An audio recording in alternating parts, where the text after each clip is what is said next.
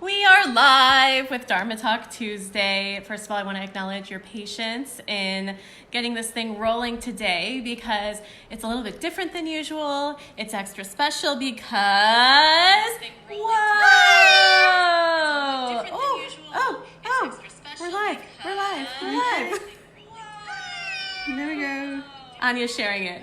So as you're hopping on... Hi. Say hello. We've got Ania Volovique here and me, Julie Surratt, and this is an extra special Dharma Talk Tuesday for you today. And we still are in the Dharma Talk Tuesday chair, if you can believe it. P.S. Not my idea. This is exactly what I wanted. Every single time, every single week, I'm watching Julie. I'm like, all I want to do is just get in the freaking chair. I actually put it on my Amazon wish list. You did? Yeah.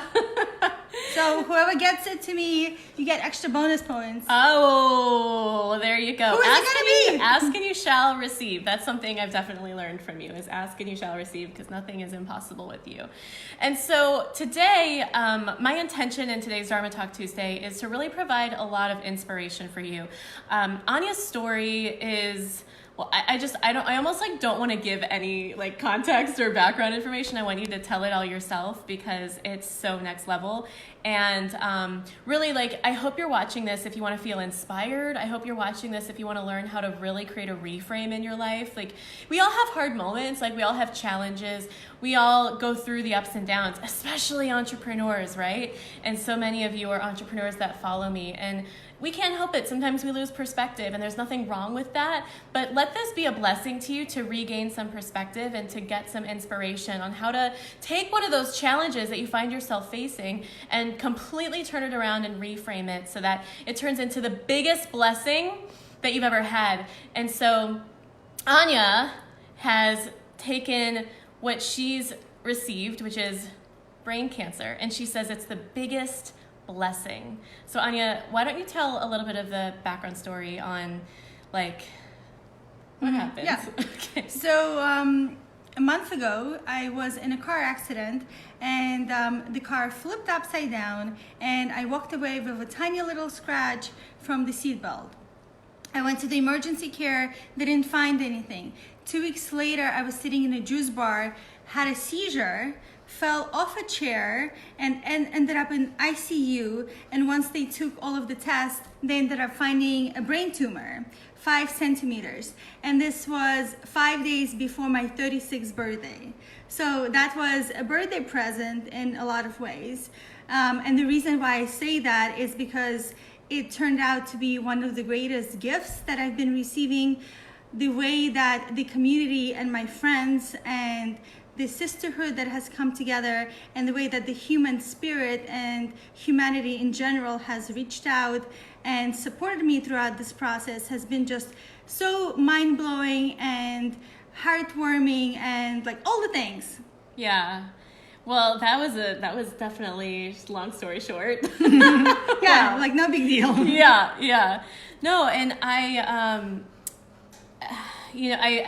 I was telling Ania on our Maya call today, because you're with us in Maya. So you're my photographer. I work with you in Maya. And what I was saying to her was, very rarely can I look at her pictures or see what she's up to online or watch one of her videos and not cry. And we were joking that I wanted to title this Dharma Talk Tuesday, I Dare You Not to Cry, while watching this, because Ania's attitude towards this experience, all of it, from the car accident to the seizure, falling off the chair, to then the finding of the tumor, and then finding out it's cancerous, and then all of it. I mean, I've never once experienced you as a victim or oh, this happened to me, never once. And this is happening for me, and this is part of my dharma. Furthermore, she says this is part of my dharma, part of my calling. Yeah. Maybe you could speak into that a little bit. Absolutely. So it has been feeling as if I've been preparing my entire life for this experience, and every single thing that I've done has prepared me for this experience. And it feels like this is my purpose. Every single thing that I've ever wanted to create, the impact that I've wanted to create, the difference that I wanted to make in the world, everything is available because because in a huge part of this experience and this gift, like everything that I want is on the other side of this cancer experience. And I choose to use very specific and intentional words. I'm not calling it cancer, I'm calling it a cancer experience. Because it is an experience, and I'm not identifying as having cancer. I am identifying as having an experience, and I'm grateful for this experience, and I see how it's benefiting not only myself but also so many other people, and the amazing huge ripple effect that it's creating. I'm literally getting messages from people from all over the world that are getting inspired through all of the shares that I'm doing online and all of the desires that I have that I wasn't able to experience. Things, simple things like watching the sunset and sunrise, putting my feet on the ground. These things that a lot of us take for granted, even though they're free and they're easy to experience every single day. And Mother Nature is giving it to us graciously, abundantly.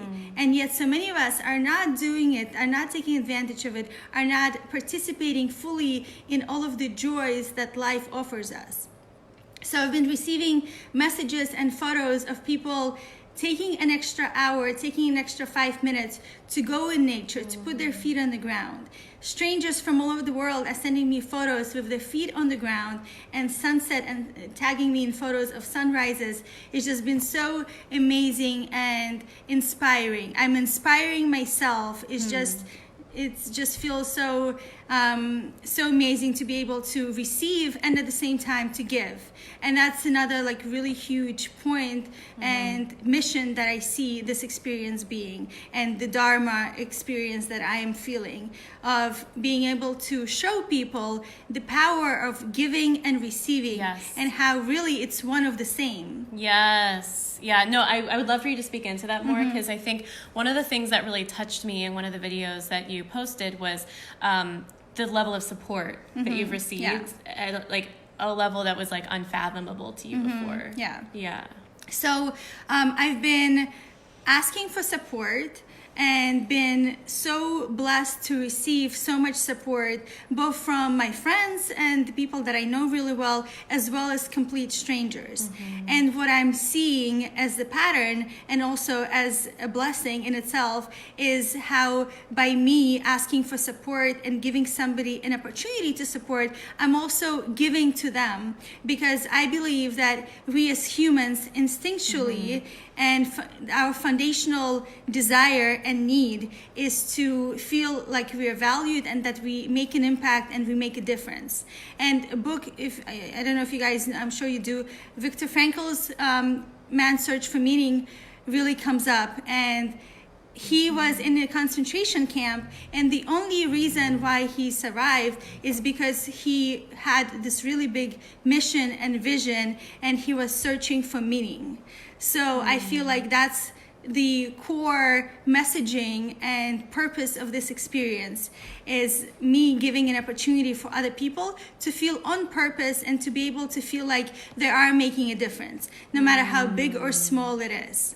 And it really, there are no small things. I had strangers come into my hospital room bringing me water and food, and that was such a blessing to be able to be seen and to be understood and taken care of. Something as simple as water. Because in the hospital, you know what? Hospital food is not really that inspiring, believe it or not.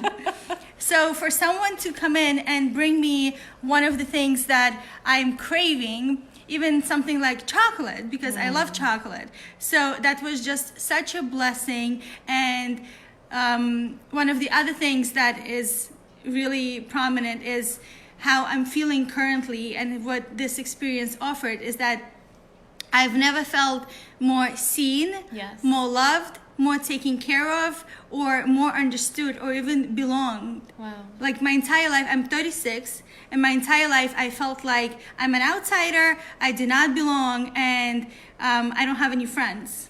So the blessing, another, like the millionth blessing of this experience has been being seen, and for so many people to come together and to see me, to truly see me, and to understand me, and to support me, and to love me. So, and what a great blessing. Just think about that. For 36 years, I felt like I do not belong, I am not seen, I'm not loved, and I'm not worthy of love, and I'm not worthy of sisterhood.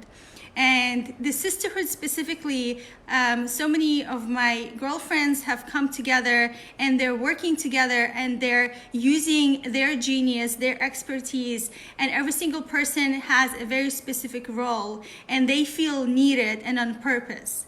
So the whole giving and receiving, it's one of the same.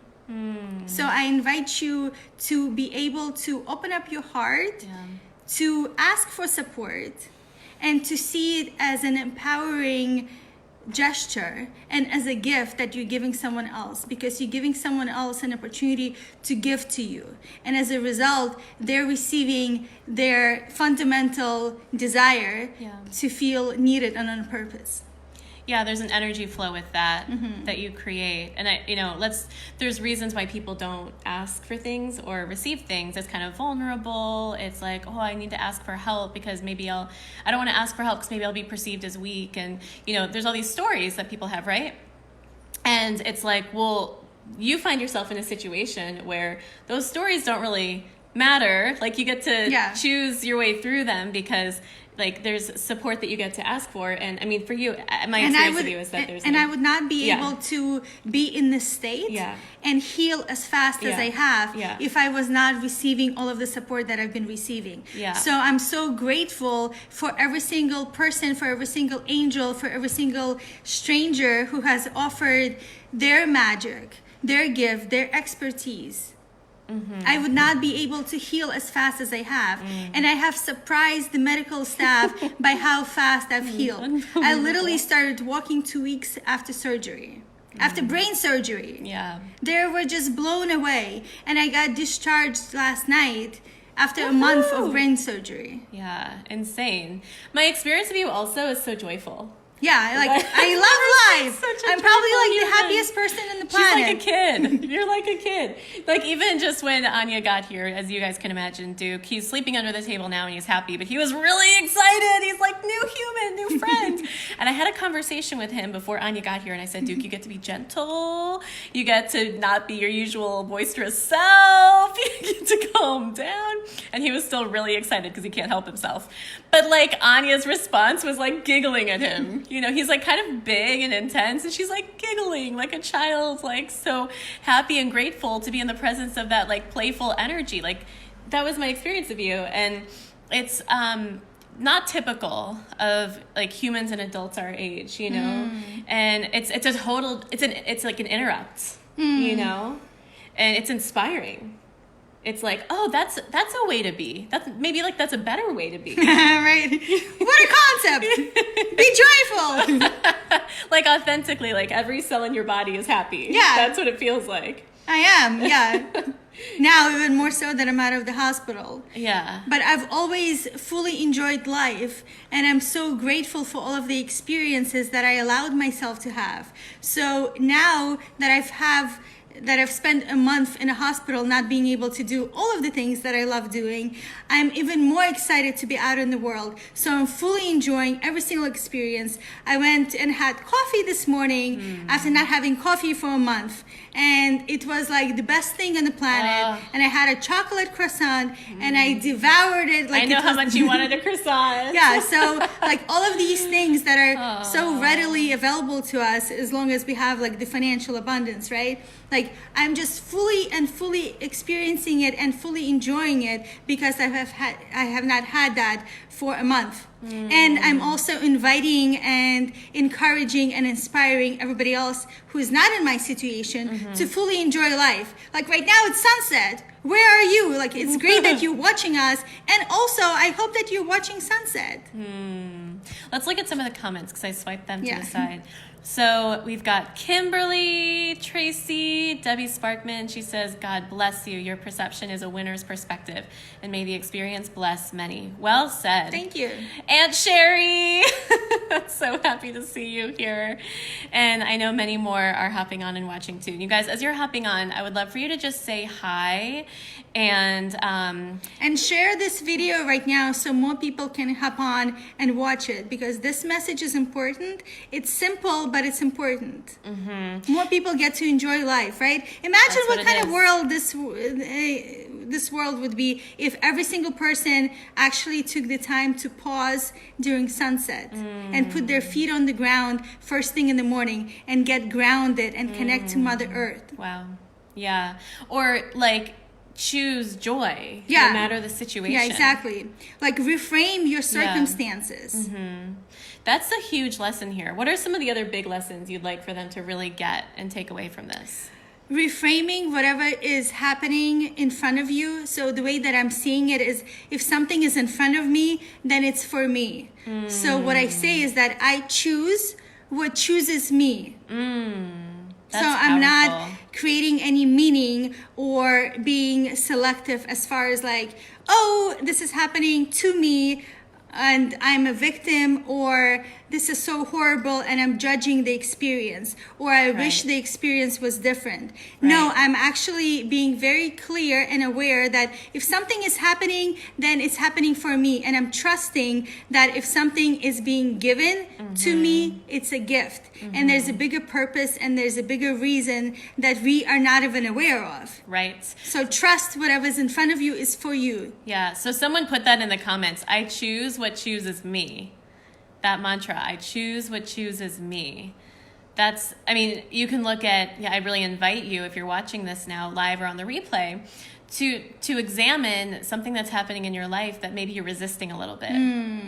And so look at that specific thing. Yeah, what right if now. you trusted whatever you're resisting? And you recognize that there's meaning and purpose behind it. So like Ania, sent me a message, Julie, I want to come on Dharma Talk Tuesday and talk about how brain cancer is my Dharma. Like, whoa, what if you looked at the thing that you're resisting right now and you said, wow, this thing is my Dharma. What did you say? I choose what chooses me. I choose what chooses me. What would that be like for you? What would that, Bridget, hi. She says, love it. I choose what chooses me. That's so insanely powerful, just right there. What are some other takeaways that they can grab from this? Ask for support and trust that you're giving a gift by asking for support, and that it's all one of the same. So if you want to hold abundance, if you want to hold success, if you want to hold love, whatever it is that you want to hold, you have to be able to hold what's on the other side as well, because it's one of the same. Wow. They're not separate. Wow. Letting that land right there. That's good stuff. Yeah. Like, so whatever you want, you have to be able to hold all of it, because it's like a circle. Yeah. Open your arms and receive. Yeah. So it's all a circle. It's like two sides of the same coin. Yeah. Yeah. Anything else? I love what you were saying about how this upgraded your brain. Maybe you could speak into that. So I got brain surgery, and it feels like I got a brain upgrade. So I created a hashtag called Ania Superbrain. Someone put that in the comments right now. Hashtag Ania Superbrain. And it's so wild. I feel like my brain is actually operating even faster. I feel sharper. I feel more inspired. I have so many ideas channeling through me. I feel like I am more connected to source, and like it literally feels like the greatest gift, the greatest blessing that's been given to me. And I'm just like channeling so many things and so inspired, and just have so many plans and able to hold all of it. So did you get that as a download, like this is an upgrade? Like, how did you receive that information? So we're in Encinitas, so there's a lot of healers here, and I am a spiritual person. One of the things that came through is that my soul chose this experience. So my soul chose this as the contract for this lifetime for me to heal the collective consciousness. How does that work? By being able to give people an opportunity to give. So the whole giving and receiving is a big piece of it, and also bring communities together. Bringing people together. And also this, we haven't used the word responsibility, but that's really the distinction we're circling around here. Yeah. Responsibility is I choose what chooses me. Yeah. Like trusting that whatever is given to you is for a bigger purpose. Yeah. And we as humans, we like to have a plan, right? Or like, even if you have a vision of what you want to create, it's still limited by what you think is possible versus the unlimited potential that the universe, source, God, whatever you believe in, has in store for you, which is so much greater than what your imagination, what your vision board can even think of. Yeah. So let go of your vision board just for a second. And like literally what could be a really powerful process if you do have a vision board is to take everything off and just put maybe like one word there, like anything is possible. Or I am here now. So then you're being fully present and you're opening up infinite possibilities, because universe, source, God has a bigger plan for you than what you have for yourself. So if you're trying to control or manipulate the situation or resisting what is happening currently in your life, you're limiting and you're not trusting that there's a bigger, greater plan. Like, I feel like this is my dharma, this is my purpose, and every single thing that I've ever wanted is available because of this experience. The way for me to impact the most people that I can in the world is by me having this experience. And if that's the case, I'm up for the game. Wow. Let's go. Because your vision is impact and legacy. Yeah. That's always been there. Yes. Yeah. Let's look at some of the comments. Bridget says, Anya throwing truth bombs up in here. Hi, Cheryl. Hashtag Anya Superbrain. Hashtag Anya Superbrain. Yes, thank you for the hearts and likes. And as far as requests, I know one of your requests is that they share this. That's a request of yours. Please share this video right now so more people can hear this message and be impacted, because really that's what we're all here to do, right? To make our own impact in our own unique way. I have one more request. So another request is to pray and send healing vibes to my right arm, because currently, but temporarily, it has no mobility. But it will be, because this is a collective healing consciousness experience. So please send your healing vibes to my right arm. And one more request is and I'm going to share a link to my GoFundMe. So if you feel inspired and if you're able to support financially at all, it would be so supportive, and it would support my healing process and allow me to heal at a faster rate. Yes. Yeah, and let me speak into that for just 1 second, because I've discovered that, as someone who coaches money manifesting, that when you, there's moments in life, where like the roller coaster happens, money feels like it's like there's scarcity or money goes up and down or whatever. My experience is that, definitely in abundant moments I give, but also in moments where like that scarcity feeling comes in, it's actually more important to give in those moments. And the reason, if you look in the scripture, it says, the love of money is the root of all evil. Now, that often gets misinterpreted, and people think it says that money is the root of all evil. It's actually the love of money is the root of all evil. And so from that scriptural perspective, when you find yourself in a scarcity moment and you're in that energy of hoarding, or like, I can't give because I don't have enough money, or maybe you're in like a looking good conversation, like, I can only give $5 and that looks bad, or that won't make a difference, or my $5 doesn't matter, or $10, or maybe $200 is like a minimal amount for you, or whatever it is, right? Whatever it is. I just want to say, if you do find yourself, so if you're in an abundant place, please give. And if you find yourself in that place of scarcity, please give, because it's actually going to help you in terms of your energy and in terms of your manifesting from a scriptural standpoint to release that love of money, because the love of money is the root of all evil. So I've discovered that when I give, as soon as I feel a moment of scarcity, I give. And the reason is because it opens my energy back up. It opens me back up to receive God, to receive the blessings, and to receive unexpected opportunities and miracles that just flow in, because I was living like by the Bible, scripturally, in alignment with God's will.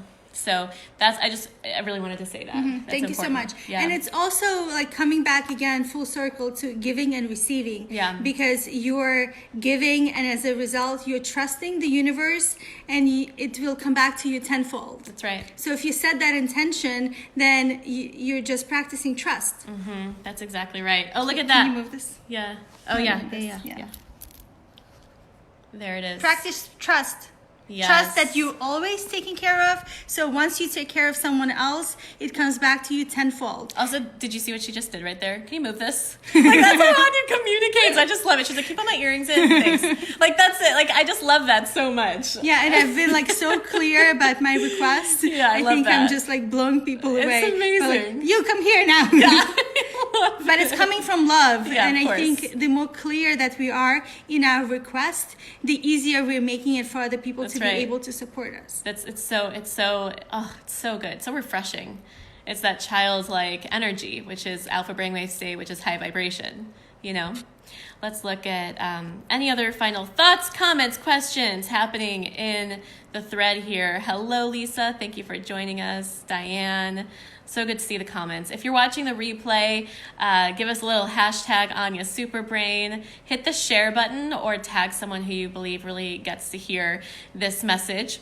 And let's reframe what worst case scenario means. So if you're afraid of something, let this be a little reminder, an invitation to you that there's nothing to worry about. Yeah. Including the C word. Yeah. Because I'm making the best of it, and it's my superpower. Yes. So unbelievable. Like, you are such a superhero. The real hashtag real life superheroes. So I'll Ania, take it. Yes, of course you will. Ania, thank you so much for being Thank here. you. You're an incredible human. I love and you. I love you too. And I'm so happy that we got to have this conversation together. Any final thoughts or words from you? What are you going to do today to Yes. feel like you are living fully with joy? And how can you tap into your inner 5-year-old? Oh. Like, what have you wanted to do when you were 5? Yes. What did bring you the most joy? Yes. And when was the last time you did it? Yes. What is stopping you? Go do it. I love that. All right, you guys, I'll see you next week, 6 o'clock Pacific on Dharma Talk Tuesday. Woo! Bye. Bye. One-handed finish.